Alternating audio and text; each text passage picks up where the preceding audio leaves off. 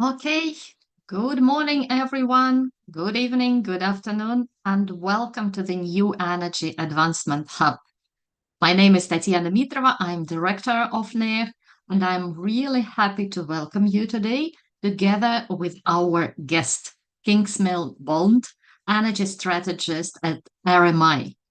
Today, we are going to discuss an extremely relevant topic.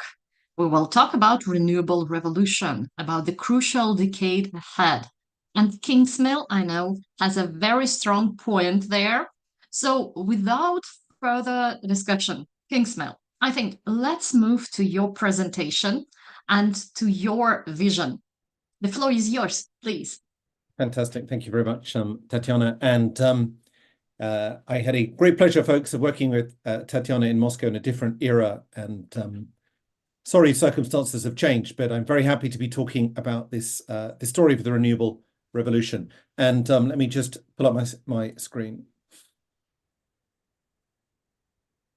Okay, so I work for the US think tank, the Rocky Mountain Institute. It was set up 40 years ago by Amory Lovins, and it works all over the world to drive the energy transition. I have a background as a financial market strategist, so my story today is going to be a financial one more than a moral one. There are four parts to it. I'm going to talk about what is the global story of the energy transition? Why can we then be confident that change will continue? Why this is the key decade in the energy transition? And then finally, what should you do to take advantage of the changes that are taking place? So this is my only science slide in the entire presentation, you'll be pleased to know. But it is worth remembering that fossil fuels have reached the limits of their growth. And it's not just a question of carbon and global warming and the rapidly falling carbon budget. It's also the point that fossil fuels are extremely wasteful. They're wasting about 2/3 of their energy. They pour pollution into the streets. They kill 7 million people a year. We use 15,000 million tons every single year. It pollutes our waters and destroys nature. So we do need a better solution, and fast. It's not just a question of the carbon budget. And lo and behold, over the last decade or so, we have found that solution. The solution is renewable technologies on learning curves. We have basically a superior energy source, which enables us to have a dramatic increase in our energy usage and at a much lower cost. So we have at heart figured out how to harvest directly the power of the sun through wind and solar and store it in batteries. And our brilliant scientists and entrepreneurs have made these technologies small enough and modular and got them onto learning curves whereby their costs are falling by around 20% for every doubling of deployment, which again is a very, very, well, not very common, but it is a fairly well documented attribute of small modular technologies. And you can see this in wind and solar and batteries. And now, as you know, they're in the kind of zone where they can start to compete and outcompete fossil fuels on price. And just to address the question I'm being asked it quite frequently, have costs maybe stopped falling? So a year ago, it looked like costs, well, costs did rise briefly for batteries, but now again, they've started falling once more. They fell last year for batteries by about 10%. They're falling again already. You've got leading battery manufacturers talking about battery prices half of today's levels by the end of this year. For what it's worth, it's probably too much, but nevertheless, that's interesting. Solar panels, again, prices down from 20 cents to 12 cents. So these learning curves, we thought they would persist. They have persisted. And it's also a question of size. So these learning curves basically unlocked an enormous resource. And I always find it quite funny when people say to me, we haven't got enough room to deploy renewables. This is a very misinformed argument. Basically, you need about 1% of the global landmass would be quite sufficient. Or the available, I should say, global landmass would be quite sufficient to provide us with all of our needs, because the renewable potential is about 100 times greater than that of the current fossil fuel system. So don't fall for the kind of fossil fuel propaganda about unbuilt offshore wind turbines killing whales or disturbing the sleep pattern of worms. I think President Putin talked about some time ago. The negative impact on nature of renewables is at least 2 orders of magnitude lower than that of the fossil fuels that they replace. And to give you an example, a single solar panel will replace around 10 tons of coal over its lifetime. So it's cheaper, it's enormous. And then the proof of the pudding is this stuff is also growing exponentially. And solar generation's been doubling basically every 2 to 3 years. Last year, incredibly, it grew by the latest number from BNEF, and I should say even last year's numbers changing all the time, but latest numbers are that it was a growth of 64% to a new deployment of 440 gigawatts, which is almost enough to provide us in a single year with all of the growth of our electricity demand. We'll talk about that more in a minute, but just to give you a sense of how big this stuff has got already. So they're growing exponentially, the solar and wind, electric vehicles, and battery storage. And but by the end of this year, EVs are on track to be around 40% of sales in China, the world's largest car market, and 90% is clearly in sight by the end of this decade. So exponential growth is the natural consequence of the very rapid fall in prices and the ubiquitous nature of this stuff. Moreover, it's also growing right across the world. So people sometimes say to me, this is just a Chinese and European and American phenomenon, but actually it's happening in lots of different places, as you would expect. I mean, the sun shines everywhere, after all. And from Chile to Vietnam, from India to Morocco, and one could come up with many other countries, Uruguay or Kenya, for example, which are deploying these technologies very, very quickly. The reason they're doing it is because the energy is cheaper, it's local, and it's fast to deploy. And that, again, applies to everyone. And what that means is we have basically solutions to replace a very large piece of the entire fossil fuel system. So electricity is 1/3 of fossil fuel demand. Light transport and low temperature heat are about another third. The hard to solve sectors that Václav Smil and the fossil fuel folks love talking about, they're about 22% of the entire fossil fuel complex. So that's petchem and cement and steel and aviation. They are harder to solve, but we have line of sight for these technologies. But the main point is that they're just the end game. They're not an impediment at all to the reshaping of the energy system that is happening in any event. So this, in very broad terms, to take a famous Rystad graph, is where we are heading. It's a typical technology shift from state A, which is gas, oil, and coal dominated on the left, to state B, which is solar and wind dominated on the right. We're decarbonizing our electricity systems, we're electrifying our light transport and low temperature heat systems, and we're figuring out how to deploy hydrogen in the other sectors. And change is kind of sweeping in like a vast tide of opportunity, one sector after the next, one country after the next. It's just like, again, Tatiana, if you think back to our times working together, it's like the rise of the internet, or indeed before then, the Industrial Revolution. I mean, it's just a kind of unstoppable technology tide. And this then is a technology shift that we have seen many times before. There is, again, this idea that's pushed by the fossil fuel people that, this has never happened before, and energy technology shifts take forever.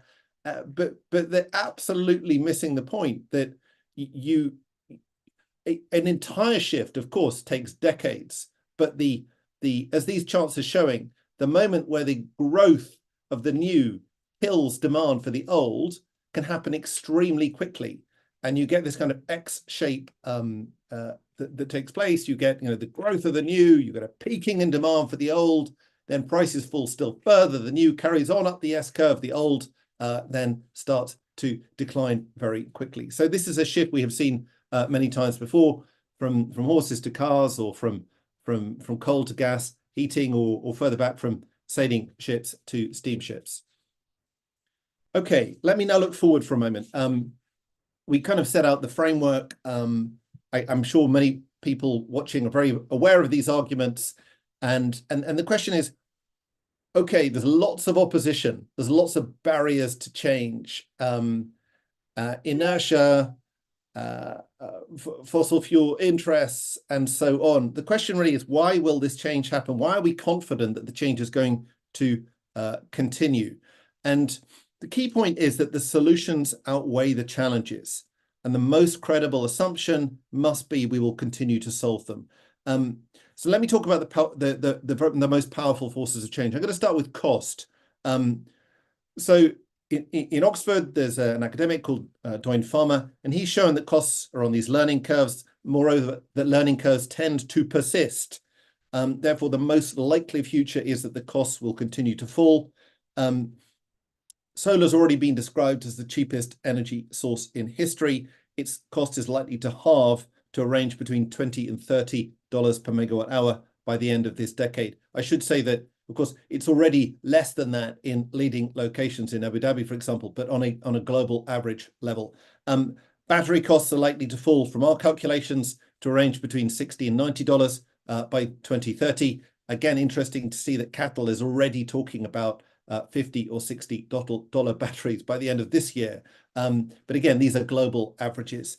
And these two really, clearly lots of other stuff going on, but these are the two core building blocks of the future. Very, very cheap prices for these ubiquitous universal technologies of battery and solar. The second really powerful driver is capitalism itself, the hunt for profit. And the fossil fuel system makes around $2,000 billion a year of what the World Bank defines as rents. So rent is the gap between getting oil out of the ground for $10 and selling it for $80. That $70 is called rent. And basically, it's an absolutely obvious accepted tenet of investment that whenever there's a lot of rent, you charge after it. You try and grab it because it's free money.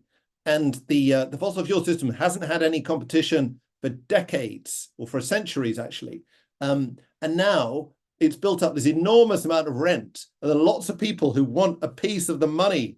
So it's a very large target for companies to aim at. It inspires entrepreneurs and innovators in every niche of the energy system to find superior solutions and get a piece of that rent. There is, in fact, there's a name for this stuff. It's called Orgel's second law, which is basically that innovation, or I should say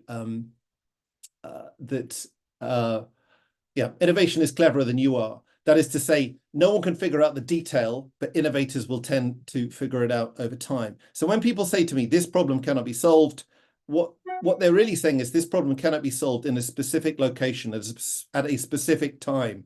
And my answer is, do you really think the combined talent of 8,000 million people, the race for leadership, $2,000 billion of rent is going to stop change? Okay, the third killer driver of change is, in fact, energy security.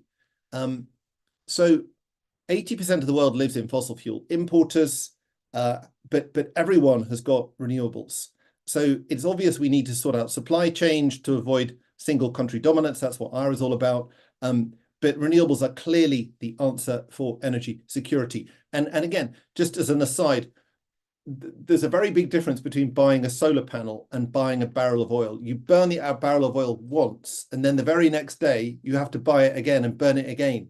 You put up a solar panel, it will last you for 30 years. And if your supplier cuts you off, then you go to another supplier, or you find an alternative.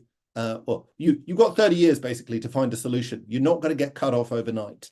Okay, so your energy security is your third killer driver. So as a result of that, there is this kind of geopolitical race for the top. And I'm highlighting the race between China, Europe, and the United States, because I think that's what's really most powerful at present. It was a race that China was very clearly winning, as you can see from this graph, or these graphs, until the passage of the IRA, and until Putin's illegal invasion of Ukraine sparked Europe into passing its various legislative attempts to also get back in the game and have more energy security. So there is now this race for the top, and last year, for example, China installed over 200 gigawatts of solar, which is more than the United States or European Union have installed in 30 years. So they really were falling behind the curve, and now they've woken up, and the race for leadership will speed up change. Okay, so there's really the four I think, killer drivers. Let me address a couple of other issues that people often say. So people often say, well, okay, this is fine, but it's really expensive building all these wind turbines and solar panels. Renewable expensive is more system is higher levels of capital expenditure. It's more expensive than a fossil fuel system. In fact, that statement is wrong from a number of angles. So I'm showing here, for example, a chart from the International Energy Agency. A little bit hard to understand, I guess, but the main point simply is that under the net zero scenario, your total investment as a share of GDP is lower than under the business as usual scenario. So that's their kind of analysis. But let me kind of dig into this in a bit more detail, because I don't want it to appear to be a black box. If you look at, there are two elements of spending. There's CapEx and OpEx. So basically, CapEx for fossil fuels is $1 trillion, and CapEx for renewables is also about $1 trillion a year at the present. And then OpEx for fossil fuels is about a further $3 trillion, including the $2 trillion, of course, of fossil fuel rents. So you basically got a $5 trillion per annum costs of the fossil fuel system, and that's going to be set against a renewable system with about, by the end of this decade, about $2 trillion of costs. So actually, interestingly enough, just from first principles thinking, it's very clear that the cost of the renewable system rollout is actually going to be cheaper than maintaining the fossil fuel system, because you'll no longer have to be sending money to the petrostates. So it's a cheaper solution as well. And as a result of all this stuff, it means that policy action is going to keep rising. So policy is not static. It changes as temperatures rise, it changes as societies demand change. So policymakers are going to keep their foot on the accelerator. We cannot forecast policy in detail over long periods, but we can assume that we will see more policy support for change over time. And it's not just the kind of top-down net zero targets, but the detailed, difficult work to change regulation, retool our markets for energy sources, build grids, build infrastructure, and tear down the barriers to change. It's not easy. Policy action is desperately needed, but it is going to keep coming. Moreover, innovation is likely to continue to pour into the space. The falling cost has unleashed a kind of tsunami of innovation in solar and wind and batteries. The learning curves are undeniable. Solar panels will get cheaper and more efficient. Batteries will get denser and cheaper, and they'll spread to ever more sectors in a kind of battery domino effect that we've written some notes about. And now, of course, innovation is spreading to every corner of the energy system. So in heavy transport, you've got the electrification of the Chinese truck fleet happening as we speak. You've got electric ferries, you've got electric planes coming. In the industrial sector, you've got heat batteries, industrial heat pumps, you've got hydrogen-based steel. Of course, there are still sectors, I'm very well aware, we don't have necessarily line of sight to the final solution, but they are a small and shrinking piece of the puzzle, and I'm very confident we will continue to get new solutions. Moreover, capital is moving because capital chases growth and abandons decline. This is data directly from the IEA's World Energy Investment, and it kind of shows a little bit different to the kind of framing I was talking about earlier. But for what it's worth, it shows that fossil fuel capex has been declining basically since its peak in 2014, whilst clean energy capex has continued to rise. And as capital continues to shift out of the old dying fossil fuel system and into the growth of the renewable system, it will, of course, as George Soros pointed out, create its own momentum of change and drive change in and of itself. So the final point in this section, before I talk about timing, is that the challenges are many, but the solutions are more. And what I mean about this, and I'm kind of want to illustrate this with this graph, which looks at flexibility needs. So again, let's address the old chestnut. People say the sun doesn't shine at night and the wind doesn't always blow, therefore there will be no change. We've all heard it many times. But the point to me is that that challenge has sparked its own solution. The solution is basically twofold. First of all, you put up a lot of batteries to deal with the diurnal intermittency of solar, and increasingly now solar panels are being installed with batteries, so that problem goes away. And then, of course, the other thing that you do is you massively increase your flexibility. So everything becomes part of the flexibility solutions, from heat pumps to industry, from fridges to electric vehicles. They can all contribute to flexibility, and they get that again. That's another massive area of innovation which is happening right now. And the combination of these two things, the growth in batteries and the increase in flexibility, means that certainly for the foreseeable future, the intermittency issue of the renewable system has got solutions. Again, there are many other areas of challenges. So the minerals, capital, availability, again, we've kind of heard them all. But the point simply is that we are highly likely to continue to solve these because the solutions, as I say, are greater than the challenges. Okay, I think let me come on to the kind of final two sections, if I'm still on time, Tatiana. Okay, I want to talk about timing. What's so special about this decade? Why are the 2020s the kind of pivot decade? So the way to think about this, incidentally, is that the 2000s was the kind of the great intellectual innovation. The 2010s were getting the costs down. The 2020s, the big deployment decade. And the 2030s, the big decline decade. But anyway, we'll come on to that in a second. This is the decade that capacity gets built. We build the machines to make the machines. So solar manufacturing capacity, which we're illustrating in this graph, goes from around 400 gigawatts to 1,000. Actually, there are now already, since we put this together, already people talking about 2,000 capacity of solar, so 2,000 gigawatts of capacity for making solar panels. Meanwhile, battery sales are likely, or battery capacity is going to grow from around 1,000 gigawatt hours as it has been towards 10,000 gigawatt hours by the end of this decade. And what that really means is that this is the decade that the winners emerge. So if you imagine that solar sales is going to peak at whatever it is, 1,000, 1,500, we're going to be there basically by 2030. So after 2030, it's just a pure rollout story. At the moment, it's hard because you have to build the stuff, but actually after 2030 is much, much easier. And again, winners will be identified. This then also is the decade that renewables will be racing up their S-curves. So you need to look at the share of sales. Again, stocks follow flows. So you have to look at flows, a very obvious point, but people often miss it. Don't look at the number of cars in the fleet, look at the number of cars that are being sold, and the share of sales. So again, to give you the illustration, we can set out a framing for the future of sales for solar and wind, where it's already, for what it's worth, 75% of new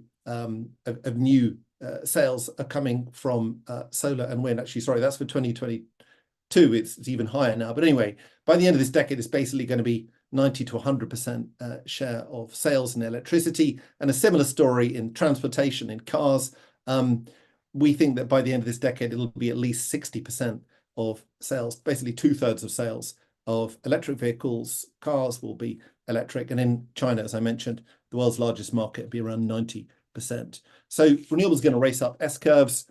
A series of sectors will hit their tipping point. Again, we talked about electricity and cars, where the story has basically happened, but then you're going to get trucking and cement, and well, trucking, I should say cement is going to be a little bit later, but trucking and shipping and buildings. You're also getting these technologies such as heat pumps will be hitting their tipping points in this decade.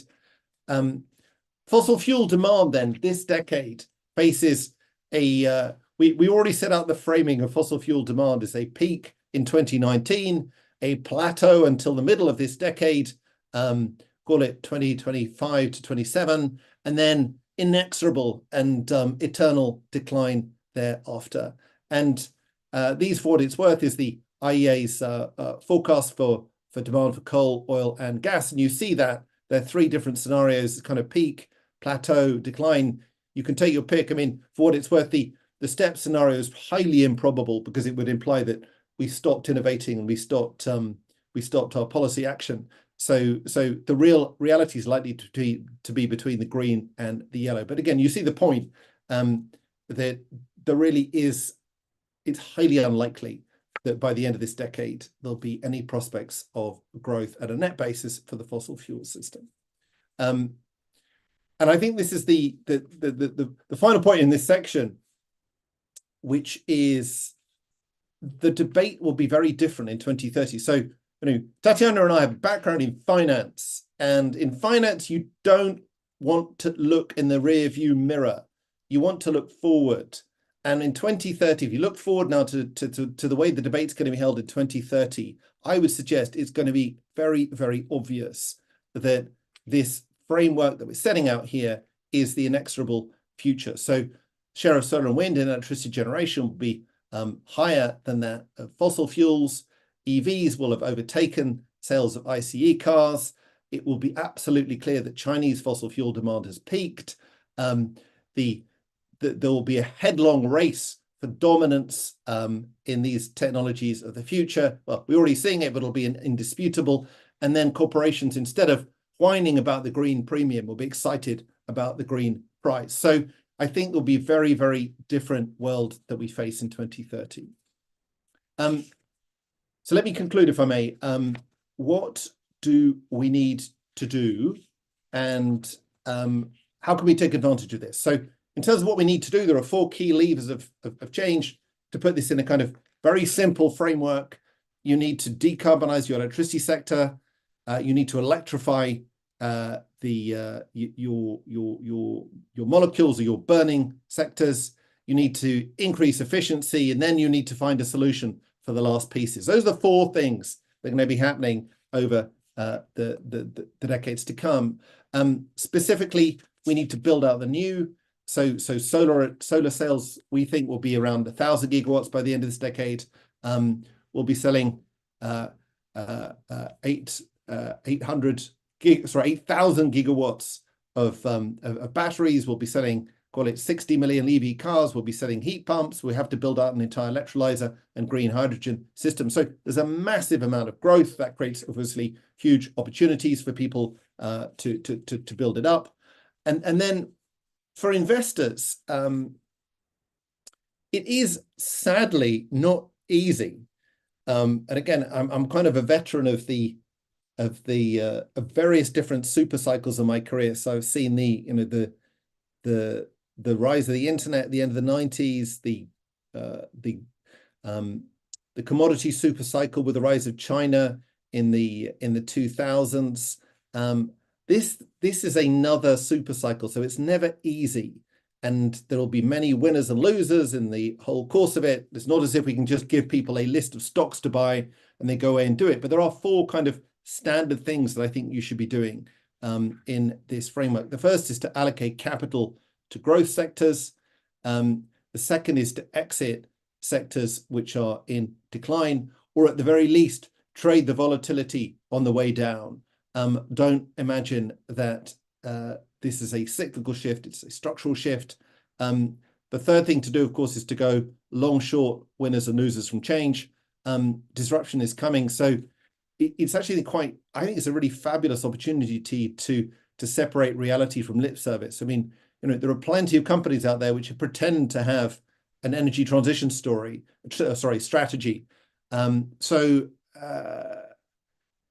But let's say 10% of them are really prepared for it. It's the same again at the end of the 90s. Some people pretended to have an internet strategy and other people actually did. So again, you can go short winners and losers from this change. And then, of course, finally, the classic tool that we all know and love, the Gartner hype curve, the Gartner hype cycle, to pick winners in different sectors as they materialize, and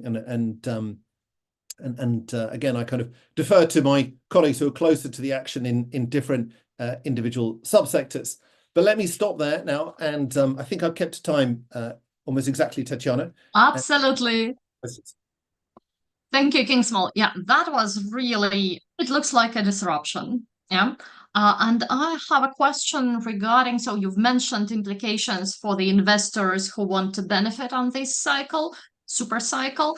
What about implications for investors in the fossil fuel systems, and particularly for petrostates who are grabbing the major part of this resource rent you've mentioned at the beginning? I think for petrostates, the answer is you're going to have to change or die, because, which in fairness is something that you and I have been talking about for decades, but there was never a catalyst.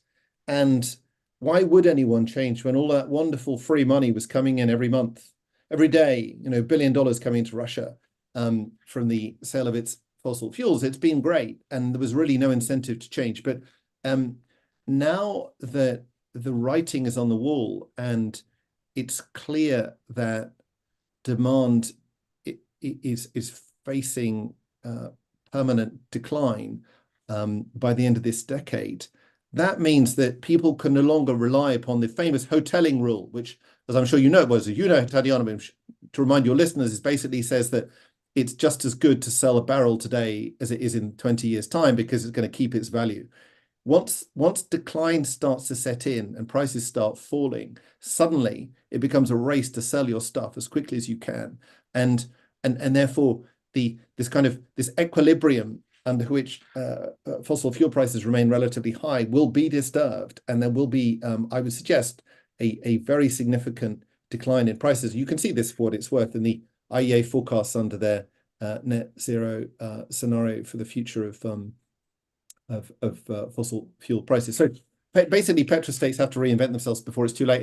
And it's interesting because different countries are doing this. So some are doing it, some aren't. So you famously have the Gulf, which is most certainly putting huge amounts of money into solar, and is trying to get ahead of these new technologies, getting into green hydrogen in Saudi Arabia, for example, putting up huge amounts of solar panels, cheapest solar in the world now in Dubai, $12 per megawatt hour. So I think reinvention is the answer for petrostates, and for investors in the fossil fuel system. Well, it's a kind of my second point. You want to be trading the volatility, because let us make no mistake, there's $50 trillion of fossil fuel assets which will be made worthless by this energy transition within 30 years.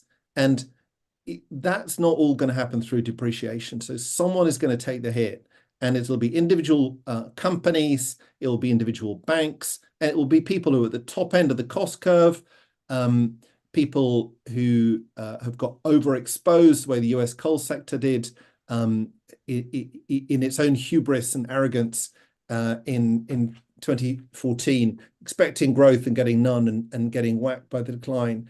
So those are the companies to avoid, and of course also avoid the capital goods makers.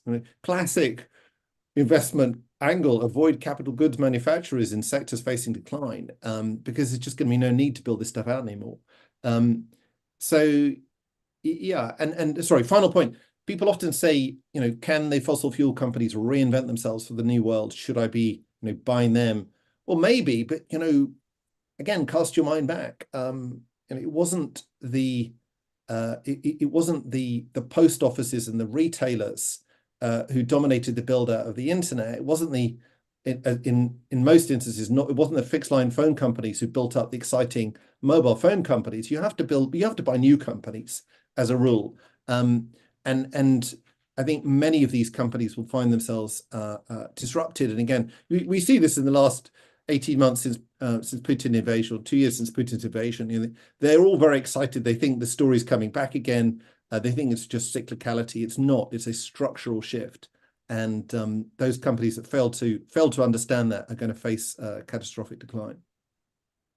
I'm thinking a year ago, I've participated in the OPEC symposium in Vienna. And the general rhetoric was like, yeah, we understand that energy transition is happening, and we understand there is this peak oil somewhere on the horizon, but the sunset of the fossil fuel industry will be very long. It will last for decades and decades. And we, the OPEC producers with the lowest costs, we will be like the last man standing. So this was the general sentiment of different OPEC members. And yeah, they've already accepted the rhetoric, but still there was like this feeling in the audience that it's not urgent, it's not so exponential as you are showing. And there is still plenty of time to adapt, to raise some of the renewable facilities, yeah, to finance this smooth transition, which will last for maybe 30, 40 years. So what do you think about this approach? Is it relevant or not? Well, I mean, I guess what would you expect OPEC to say? That's what Fair point. But that's what incumbents always say. And I raised the point earlier about the US coal sector at the peak of the US coal demand. They thought that demand would carry on rising for the foreseeable future. And incumbents, again, it's all very nicely laid out in Christensen's book, The Innovator's Dilemma, that incumbents always struggle to see the disruptive force of new technologies because it's so painful. Who's going to get rewarded in OPEC for saying, guys, the party's over? Certainly not publicly. So this type of framing is of course absolutely normal for incumbents. But let me just, if I may, address make a couple of other observations. First of all, the very size of the fossil fuel system is its weakness. So if this were a system that was starting from nothing, then it wouldn't have any risk. But it's not. It's starting with an enormous fixed cost base. And therefore, it's extremely vulnerable to falling demand and therefore falling price. The second point then is that the risk, in fact, is not volume but price, because people will still need fossil fuels for decades to come, obviously. But the question is, how much will they pay for them when they have alternative solutions? And again, this is where the fossil fuel system is particularly vulnerable. They've never had a serious competitor. So the only competitor to fossil fuels was nuclear in the 1970s, and that was a failure. This time round, there's nothing stopping the inexorable growth of solar and wind. So it's not the same as the 1970s. And these are technologies on learning curves. Their costs continue to fall. If you're a fossil fuel producer, your costs inevitably are going to have to fall to match that of your competitor as soon as it gets big enough, which we think by the end of this decade will be very clearly the case. And then the final point, if I may, to address this last man standing argument, I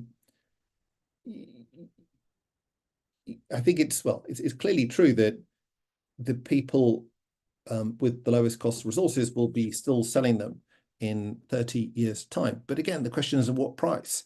And at what rent? Yeah, and what rent? Because if you think the price is going to stay at 80, because you're the last person selling, the problem with that argument is that you have competition, and the higher the rent, the quicker people will shift into alternatives. Sorry, the higher the price, the quicker people will shift into alternative sources. So, it's fine in and of itself, but we buy we buy laptops from. We probably all buy our laptops made in Taiwan. Those folks, they can't charge us premium prices for the laptops because there are plenty of other things, plenty of other ways to solve our problems. That's true. Well, Kingsmill, The argument that I meet quite frequently during the last half a year, I think, is well, with the interest rates going up, the competitiveness of renewables is getting challenged. There are also lots of regulatory issues with permitting process, which I mean, here in Europe, it's a disaster. Let's admit it.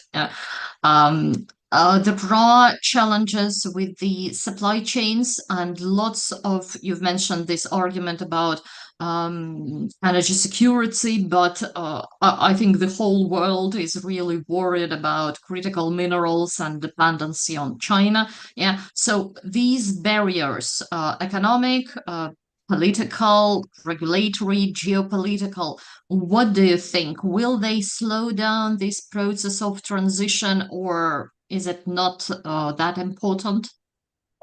It's all important, and I think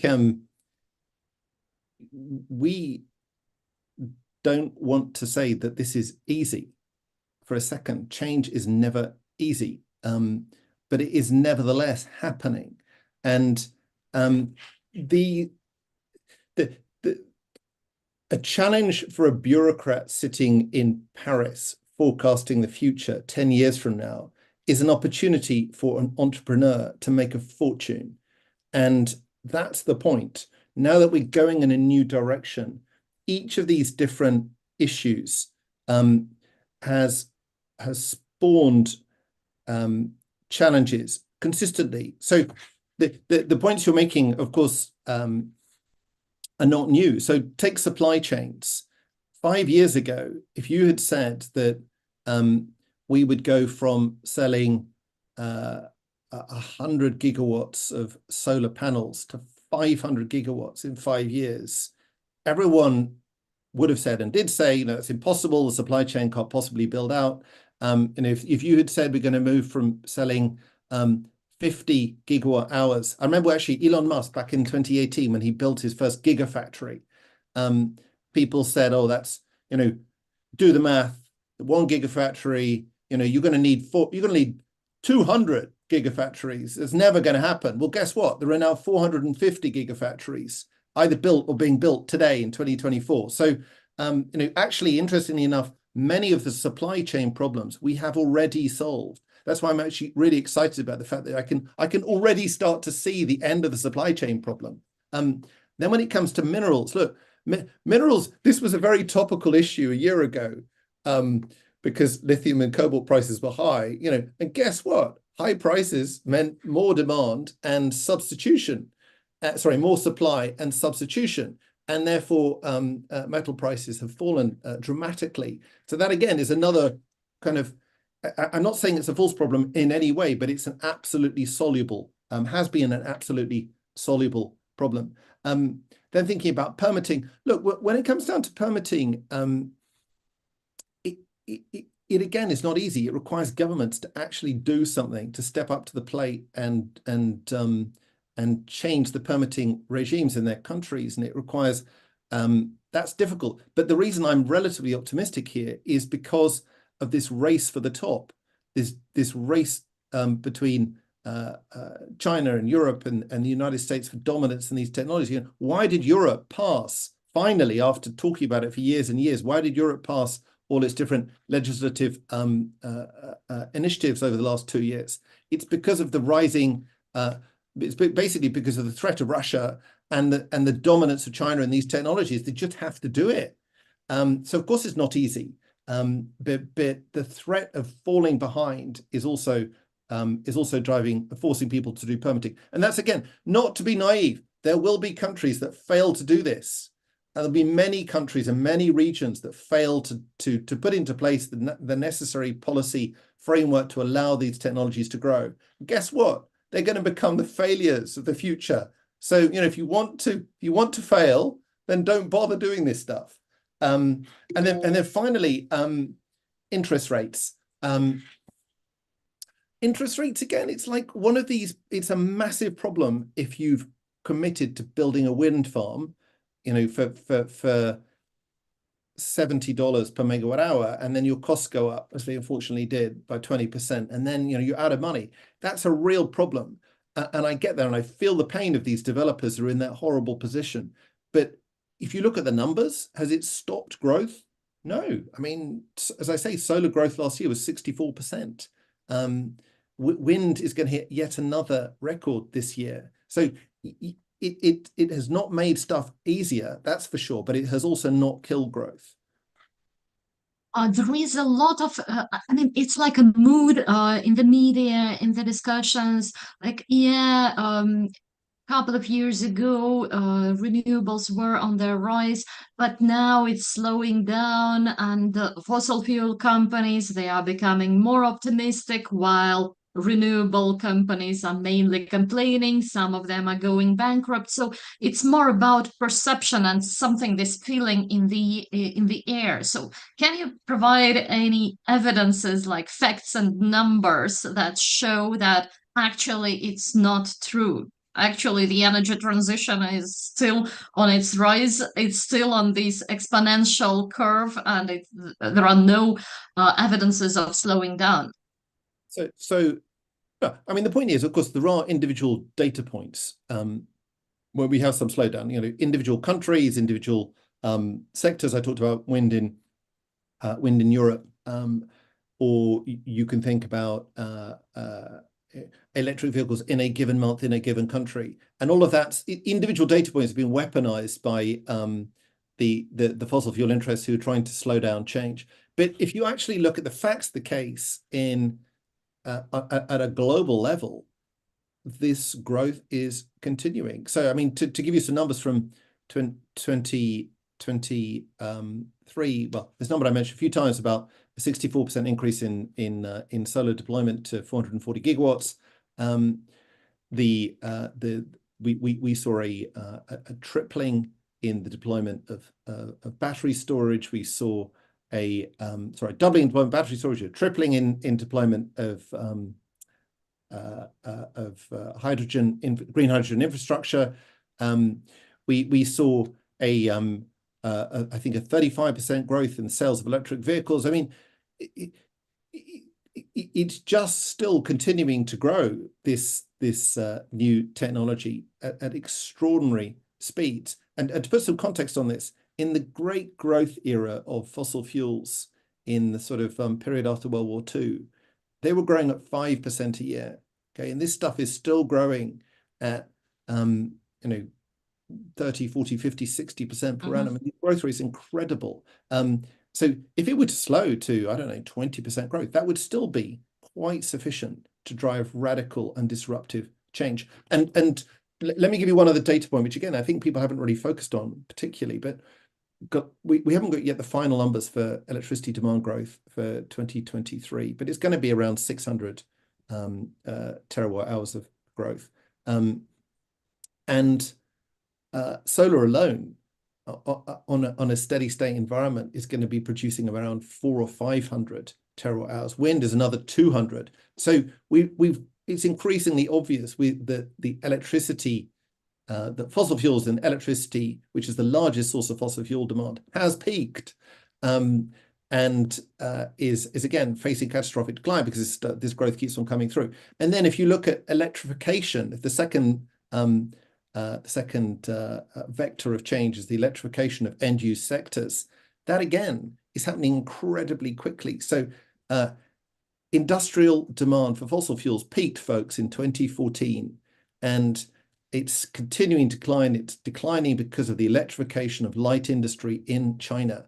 Fossil fuel demand in the building sector also peaked around 2018. And again, we'll see, we haven't got the final numbers, but I'm confident we'll see a decline in that again this year. The only kind of two areas of remaining fossil fuel demand growth on a net basis are petchem, which is not big enough to sustain the entire ship, and transport. And the transport story is about to be over because of the growth of electric vehicles. So, we absolutely sticking to our observation that fossil fuel demand has peaked. We're on a kind of plateau, bouncing along, maybe 1 or 2% higher one year, a little bit lower the next year. We're just waiting to come off the plateau right now. I'm just thinking the argument that I hear a lot, and several of our previous speakers at the previous events were raising it, is the following. Yes, renewables are expanding at incredible speed. Yes, all the incremental demand most likely will be covered by the new energy technologies. But what about the main part of the demand, which is still dominated by fossil fuels? And if you look at the global primary energy consumption, renewables are providing for maybe like 3% of the total primary energy, and not electricity, but total primary energy. And that this system is so inertial, it is so slow, it is so capital intensive that to replace all these assets created by the last 100 years or even more, it will take like another 100 years or more. So you are talking about a bit different approach. And I like this comparison with internet, which has actually replaced the wireline, the regular telephone communication in a decade. Yeah, we've witnessed this, and it happened very, very quickly, even without any specific support schemes or subsidies. It was just more convenient for the customers, and it exploded. So, if I understand you correctly, you are thinking that this is going to be this kind of disruptive change, which is just completely reshaping the whole market. Yeah. So let me come back to you on some of these points. The first point is, of course, that there is a real problem with the way people count energy. I won't bore you with the details, but basically, solar and wind are now about 15% of electricity generation. And if you count as, for example, BP does, on a more comparable basis, that adds up to around 5%, 5 or 6% for what it's worth of the global energy system. So not 3. But actually, there's a much more fundamental, profound point, which is that the issue is not in markets. The issue is not stock but flow, and it's all about, as we both know, it's all about marginal change. Like, nobody cares about a giant company that is making, I don't know, widgets or DRAM or something, that if there's no growth and in fact a decline in sales, then investors will flee that stock, and then the company will struggle to raise capital, will struggle to grow, and then it creates kind of inexorable cycle of decline. And again, as I mentioned, George Soros talks about this quite a lot in his theory of reflexivity. So for us folks in markets, it would be naive to imagine that it's a question of size, not flow. You've got to look at the flow. And then when it comes to the question of incremental, there's an enormous system, surely that will stay. Well, yes, it would stay if the old system didn't have a lot of growth behind it. And that's why I kind of showed earlier in this presentation all of these X-shaped charts. So what people are basically saying is, it's 1900. There's an enormous number of horses out there. There's an enormous gas lighting system out there.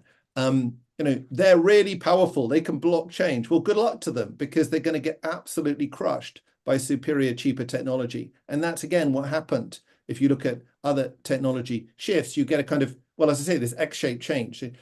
When the new stuff is still relatively small, that's when the demand for the old stuff starts to peak. And then there's the new stuff keeps on going up the S-curve. It really starts to kill the old stuff. So I think for us, again, in finance, we don't have to figure out what the end game is going to be in 2050.